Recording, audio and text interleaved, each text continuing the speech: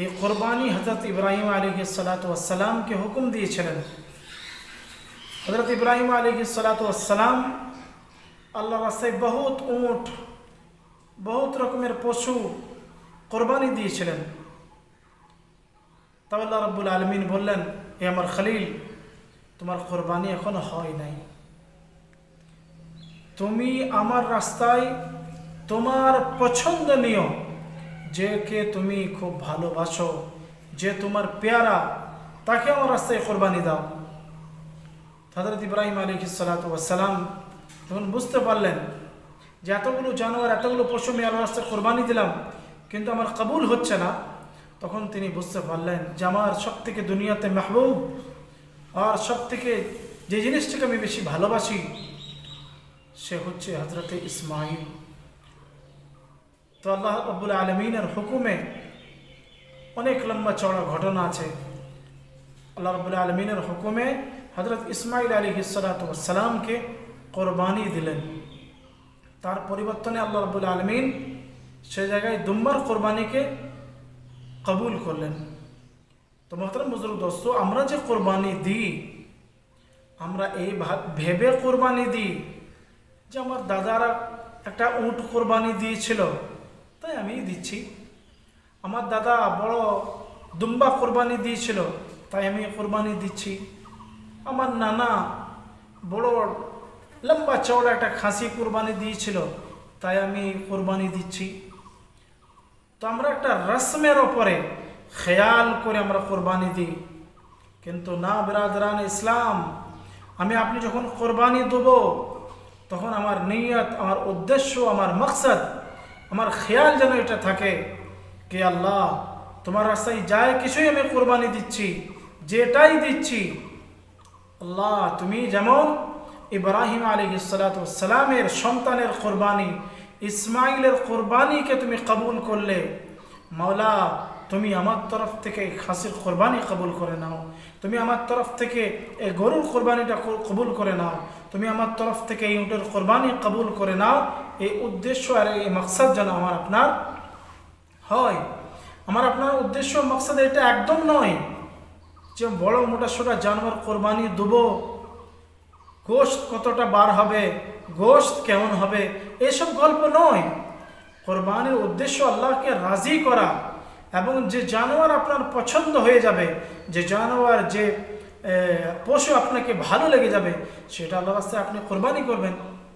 আল্লাহ পাকের কাছে তো আমার আপনার উদ্দেশ্য মকসদটাই পৌঁছায় যে আমি কি উদ্দেশ্যে কোরবানি দিচ্ছি, আল্লাহকে রাজি করার জন্য না দুনিয়ার মানুষদেরকে দেখানোর জন্য টাকা পয়সা খরচ করে আমি গরু কিনলাম, আমি পশু কিনলাম, উট কিনলাম, দুম্বা কিনলাম, দুনিয়াকে দেখাইলাম, সে উদ্দেশ্য একদম না। উদ্দেশ্য একটাই হচ্ছে যেটা আল্লাহ রাব্বুল আলামিন কোরআনে বলেছেন, লা ইয়ানাল্লাহু লুহুমুহা ওয়ালা দিমাউহা ওয়ালাকিন ইয়ানালুহু তাকওয়া মিনকুম কাযালিকা সাখখারাহা লাকুম। লা ইয়ানাল্লাহু লুহুমুহা, কখনোই আল্লাহ রাব্বুল আলামিনের জাতের কাছে তার গোশত পৌঁছায় না, তার মাংস পৌঁছায় না, ওয়ালা দিমাউহা, না তার রক্ত, না তার খুন আল্লাহ রাব্বুল আলামিনের জাতের কাছে পৌঁছায়। আল্লাহর কাছে কি পৌঁছায়? আল্লাহর কাছে পৌঁছায় ওয়ালাকিন ইয়ানালুহু তাকওয়া মিনকুম। আল্লাহর কাছে তো তাকওয়া পৌঁছায়। তাকওয়া যে ভয়ে, যে খৌফে, আল্লাহর মোহাব্বতে, আল্লাহর হাবিব সাল্লাল্লাহু আলাইহি সাল্লামের মোহাব্বতে যে কোরবানি আল্লাহকে রাজি এবং খুশি করার জন্য আপনি দিচ্ছেন, সে তাকওয়াটা, সে উদ্দেশ্যটা, সে নিয়তটা আল্লাহ রাব্বুল আলামিনের কাছে পৌঁছায়। তো মোহতারাম দোস্ত, আল্লাহ হাবিব সাল্লাল্লাহু আলাইহি সাল্লাম আগে বলেন যে মানুষ আল্লাহকে রাজি এবং খুশি করার জন্য কোরবানি দেয়, তো কোরবানি হালালের সময় যে রক্তটা নিচে মাটিতে পড়ে, সে মাটিতে পড়ার আগে আগে আল্লাহ রাব্বুল আলামিন তার সমস্ত গুনাহকে মাফ করে দেন। নাম্বার 2, আল্লাহ হাবিব সাল্লাল্লাহু আলাইহি ওয়াসাল্লাম আগে বলেন যে কোরবানির এই পশুর শরীরে যতগুলো লোম আছে সে লোম সমতুল্য আল্লাহ রাব্বুল আলামিন সে বান্দার গুনাহ খাতাকে মাফ করে দেন। আর নাম্বার 3, আল্লাহর হাবিব সাল্লাল্লাহু আলাইহি ওয়াসাল্লাম বলেন যে মানুষ ভালো মস্ত মওলা দেখে, সৌন্দর্য দেখে যে পশু আল্লাহর রাস্তায় কোরবানি দেবে, সে পশুটা কাল কিয়ামতের দিনে তার জন্য কি হবে? কিয়ামতের দিনের আপনার সাবারি হবে, সাবারি। যে জানোয়ারটা, যে পশুটা আপনি আল্লাহর রাস্তায় কোরবানি দিচ্ছেন, তাহলে লাভ কি কি আছে? লাভ আছে আল্লাহর রাজি, আল্লাহর খুশনুদি, আল্লাহর মোহাব্বত এবং নবী পাক সাল্লাল্লাহু আলাইহি সাল্লামের তরিকার উপর আপনি যখন কোরবানি দেবেন, আল্লাহ রাজি হবে, আল্লাহ রাসূল রাজি হবে, আপনি নেকি পাবেন, আপনি সওয়াব পাবেন, এমনকি আল্লাহ রাব্বুল আলামিনের কাছে আপনি এর বদলে তোহফা এবং গিফট পাবেন। আর যদি আপনি কোরবানি না দেন, তো আল্লাহর হাবিব সাল্লাল্লাহু কখন, যখন আপনার কাছে ক্ষমতা রয়েছে, আপনার কাছে সেই হিম্মত রয়েছে, টাকা পয়সা রয়েছে, তার সত্ত্বেও আপনি কোরবানি দিচ্ছেন না। আল্লাহ হাবিব সাল্লাল্লাহু আলাইহি ওয়াসাল্লাম বললেন, মান ওয়াজাদা সাআতান ফালাম ইউজাহি ফালা ইয়াকরাবান্না মুসাল্লানা।